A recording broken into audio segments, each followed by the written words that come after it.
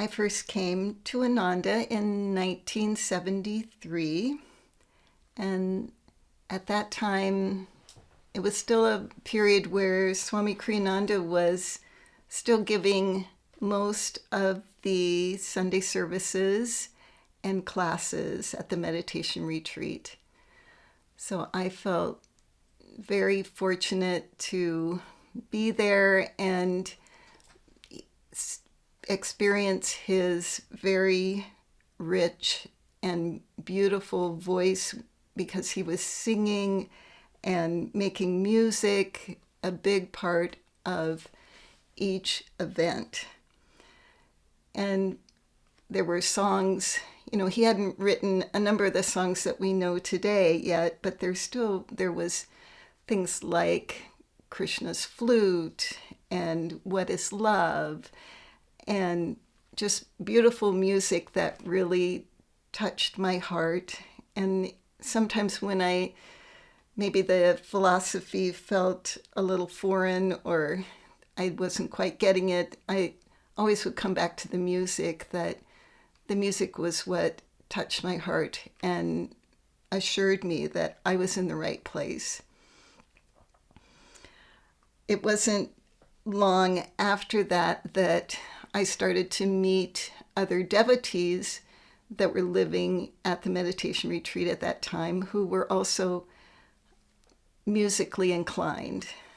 One of the first people I met that way her name was Mukti.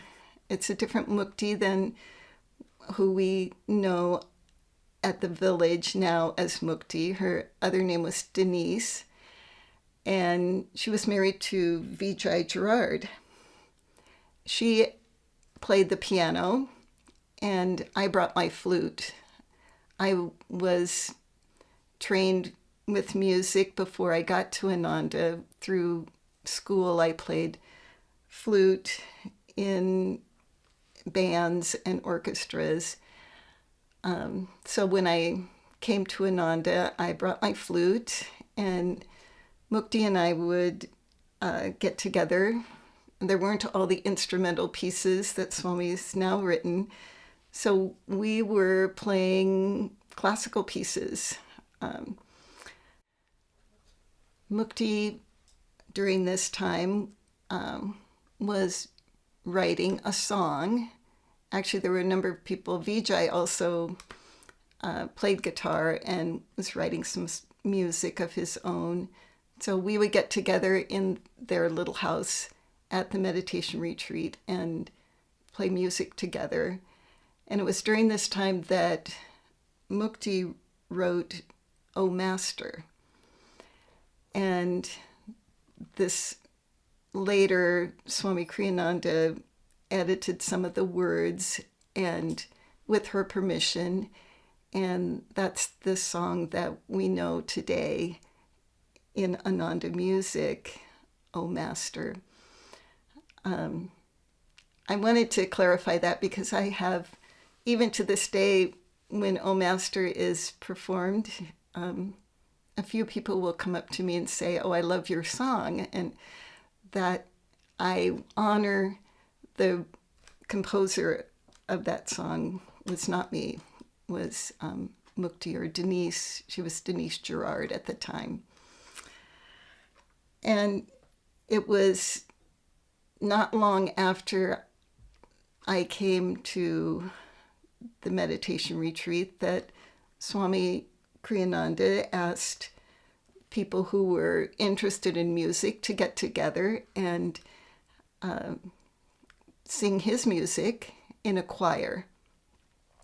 So I felt very fortunate. He knew that I played the flute, and so he started composing parts for the flute for his music.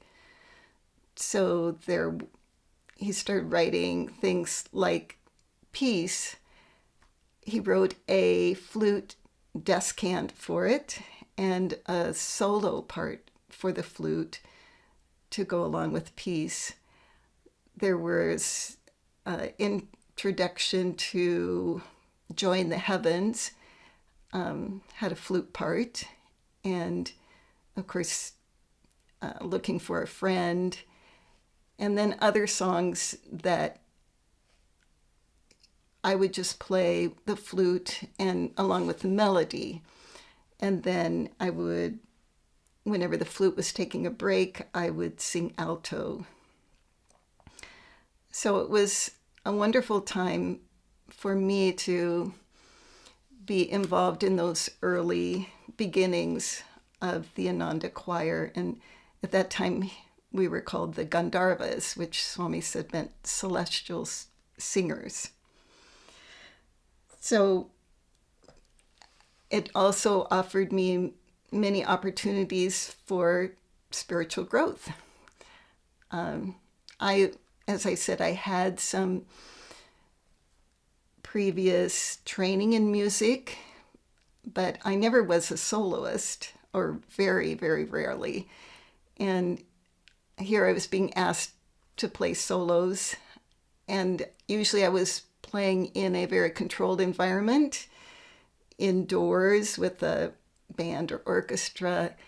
And here I was asked to play outside, and the flute tends to pick up the temperature of wherever it is. So often getting the flute to play in tune was a challenge for me, especially outside.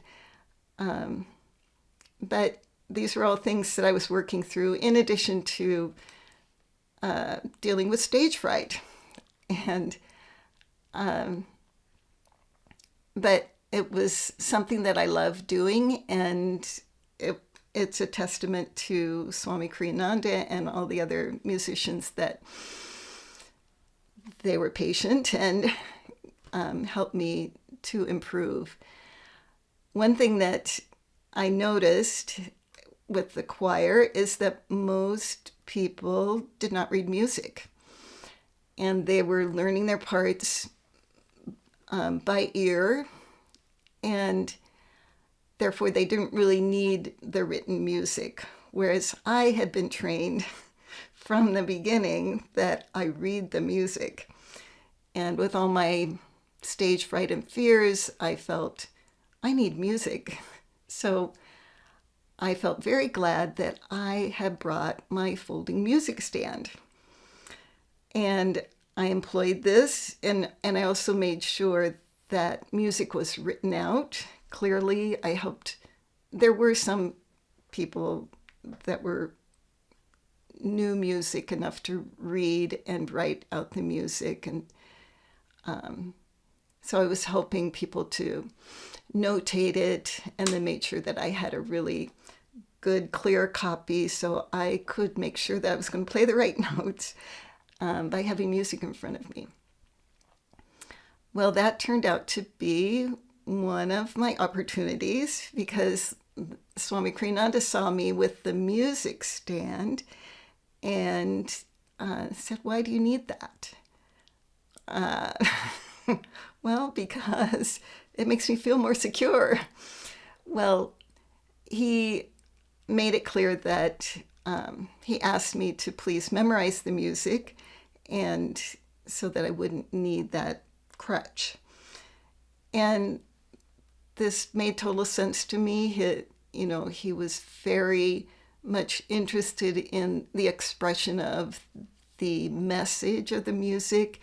And yes, having a music stand in front of you, it puts up a barrier. So I was on board, but I was not practiced in memorizing. So that was another challenge for me. It gradually got easier. But yeah, I certainly was not professional. But that seemed to be the point of the performance, was to convey vibration and consciousness, and the fact that maybe I played a wrong note here and there, or I messed up in some way, or the tone wasn't quite what I wanted it to be, or it was a little bit out of tune.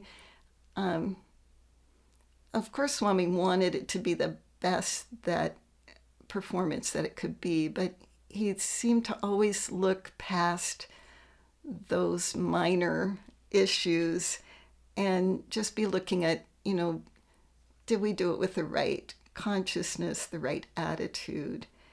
And that was the most important thing to share with people.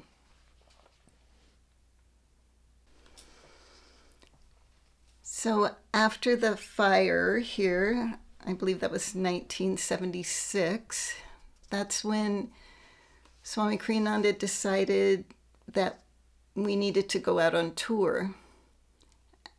He was prepared for a cross-country tour, and he wanted to take people from the choir with him. So that was one of the most blessed periods of my life that he brought me along on the first two Joy tours to play the flute. But I also was in charge of food because I had been doing some cooking for the meditation retreat and the apprentice program. And anyway, people knew that I had cooking skills and also costumes. So everybody had multiple tasks on these tours.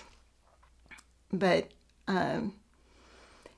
anyway, the music was the main focus for me.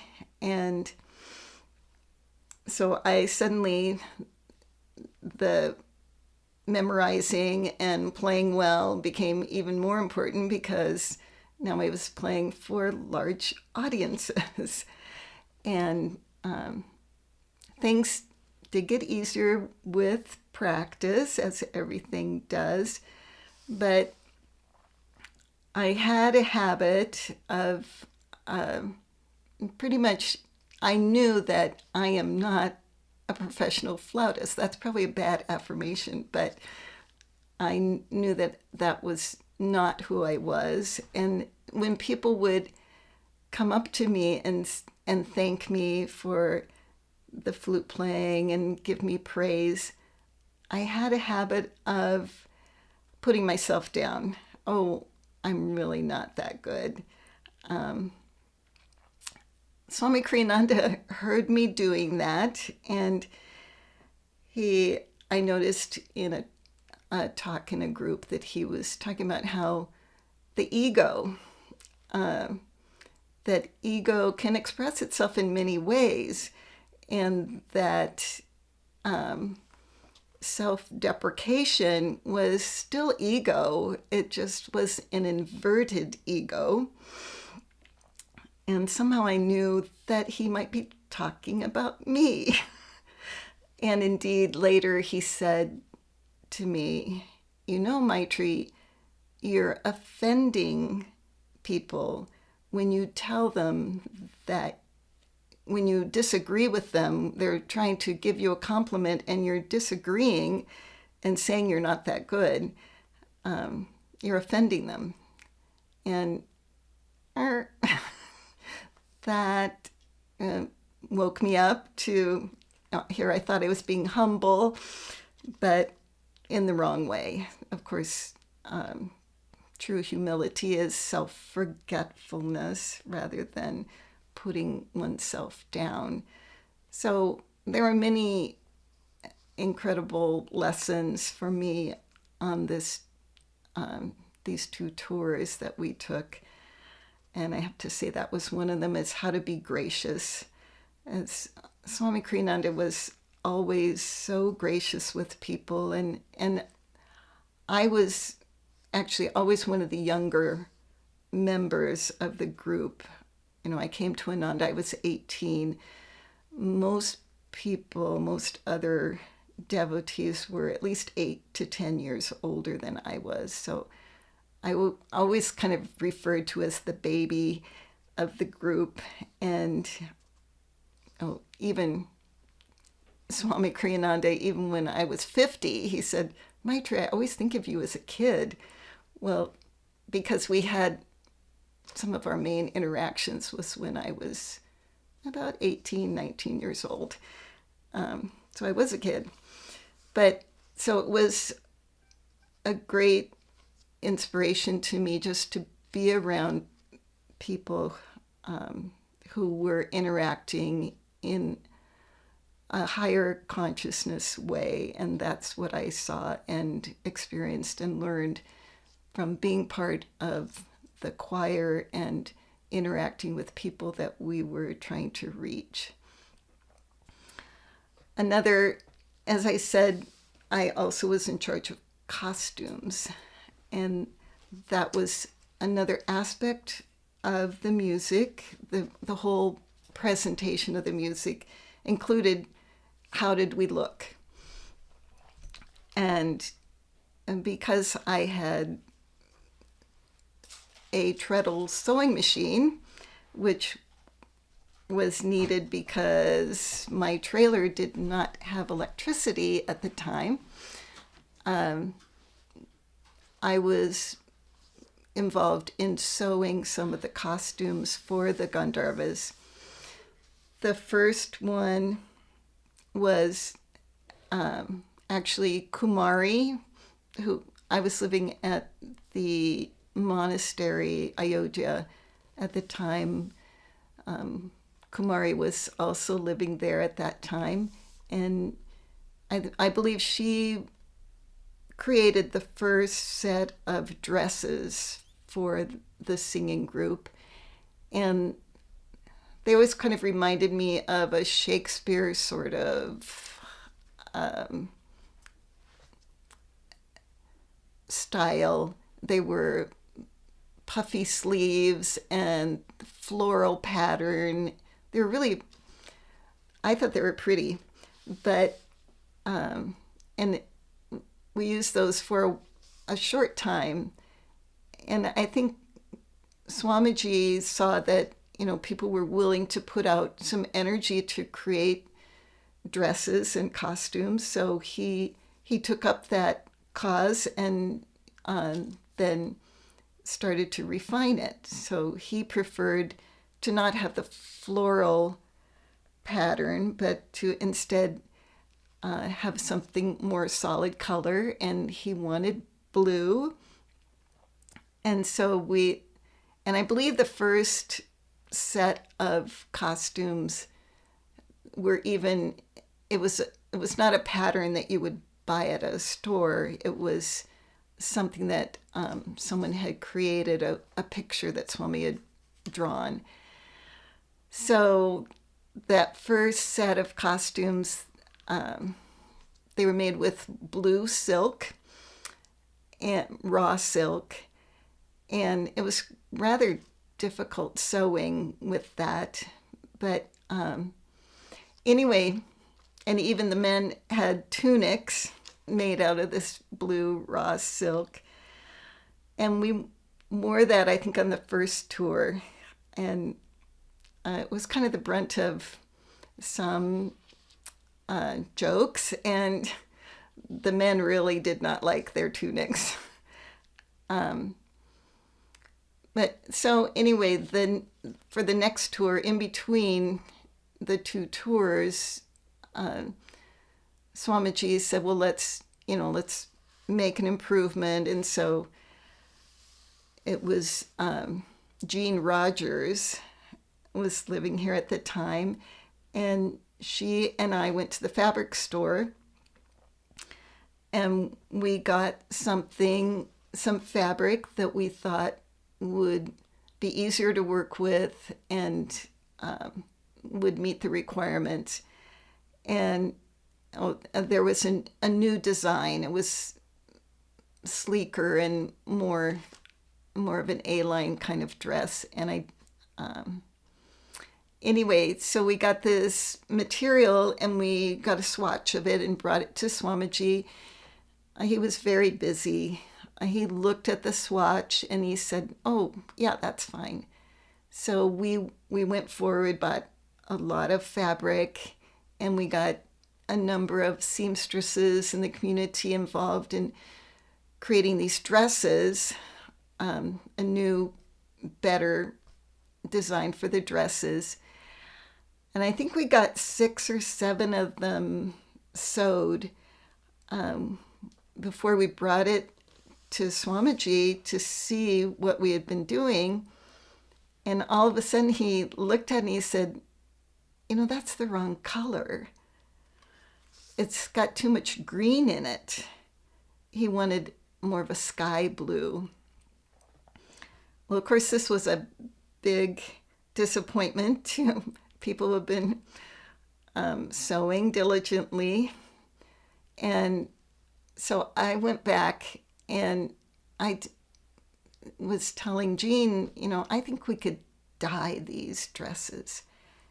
And I'm not sure, people thought I was kind of crazy and how was I going to do that? But they got me some blue dye. And Durga was one of the few people in the community who, I think she might have been the only one who had a bathtub. I said, nobody had washing machines. So Durga agreed to let me bring these dresses to her house, to her bathtub, and we dyed them one at a time. She was very skeptical, but somehow by God's grace, it worked. And it got that green shade out of it. We brought it to Swamiji, and the first thing he said to me was, you took a big risk. You could have ruined all the dresses. But I knew that he wasn't chastising me. He was, he knew, that I had this trouble with being insecure and fearful, and I had done something that took courage. And anyway, he was letting me know that, I had done something that helped me in my spiritual growth. And so later on, those same dresses got some rainbow ribbon on them. So they were a sky blue with rainbow trim.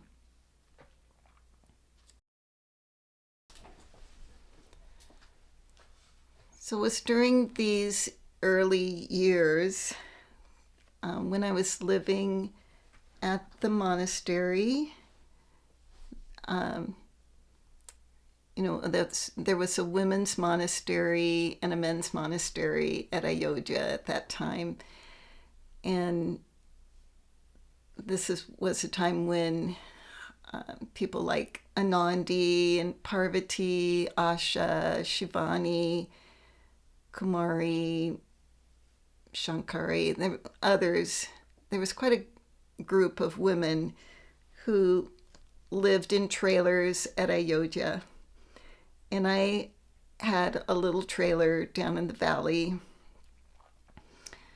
And it was a very blessed time for me where I didn't have other responsibilities. I was working for the school during the school year, and I would help out with other things during the summer times. And I had a lot of freedom and was able to be sort of secluded in my trailer. And it was a time when I was spending a lot of energy on reading Master's books, the autobiography, his poetry, and Metaphysical Meditations was one of my favorites, as well as Songs of the Soul.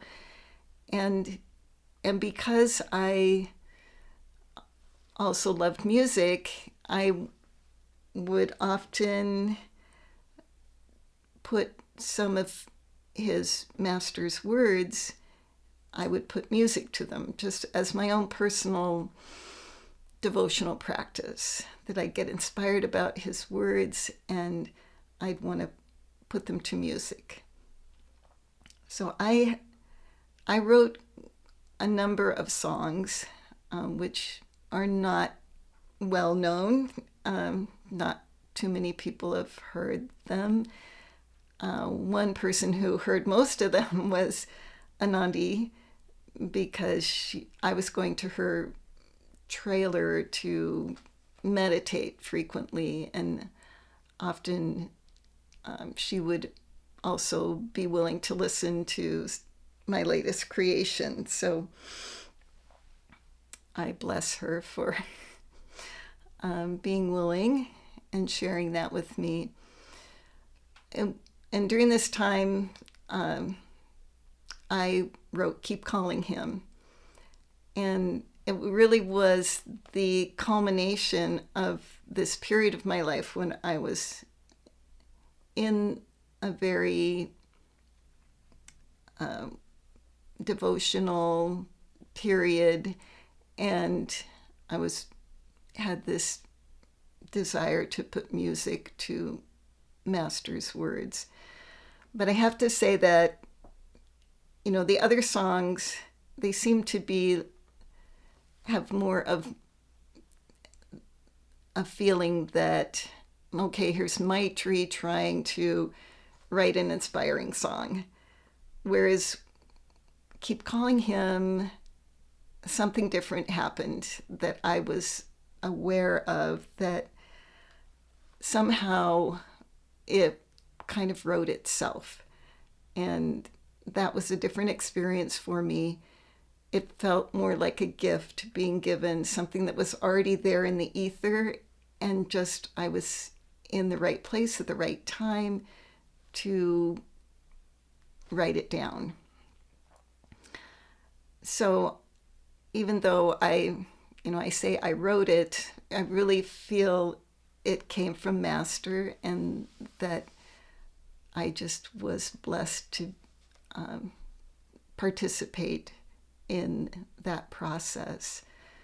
So I think the first time that Swami Kriyananda heard it, Nalini and I were singing together, and Nalini was good at creating little melodies or harmonies under the melody. So she had come up with a harmony, or we had kind of done it together. So we were doing a duet. And, at the time, Swami, he just, as always, he was gracious, and he thanked me for singing it, thanked us for singing it, but he didn't say too much. And so it was later then one of the choir directors at the time, his name was James Robinson, heard the song and heard Nalini and I singing and said, well, this could be a choir song. And so he was experienced in arranging music, and he took the song and made the arrangement to it for the choir. And that's how the choir started singing it.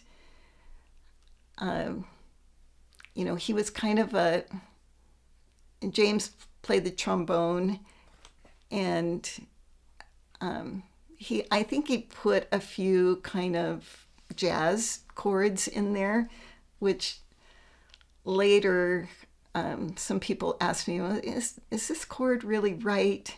And I looked at it, and I could see how, it could be a simpler chord. So the only thing I had to do with the arrangement was I did tweak some of the chords later when people seemed to want a different sound.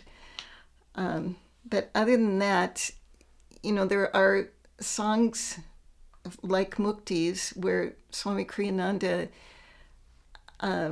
took the song and made it his own, or improved on it with the words or the melody or whatever. And, and that was great. And I would have been happy, grateful if he would do that with Keep Calling Him. For whatever reason, he did not ever change anything about Keep Calling Him.